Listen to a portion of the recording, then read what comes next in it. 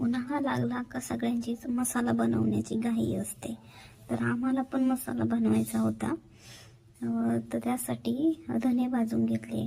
मला वाटतं हे 1 किंवा 2 किलो धने असतील, आता प्रमाण माझ्या पण काही लक्षात नाही. ते भाजून घेतले आणि एका पेपरवर थंड व्हायला ठेवून दिले. त्यानंतर मसाल्याचं रेडीमेड एक पाकिट आणलं होतं. तो मसाला यावर्षी आम्हाला ट्राय करून बघायचा होता. तर मग त्यातले सगळे मसाले एक एक करून भाजून घेतले. त्यानंतर मिरच्यांचे देठं काढून घेतले. 1760 प्रकारच्या मिरच्या आणलेल्या होत्या. आता मला तर त्याची नावं नाही माहिती, पण त्यातल्या लवंगी, त्यानंतर सपाटा, बेडगी मिरची असं होत्या काही वेगवेगळ्या प्रकारच्या.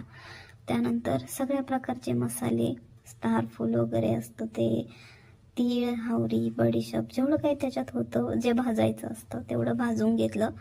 बाकीचं जे कच्चं घालायचं असतं ते कच्चंच घातलं.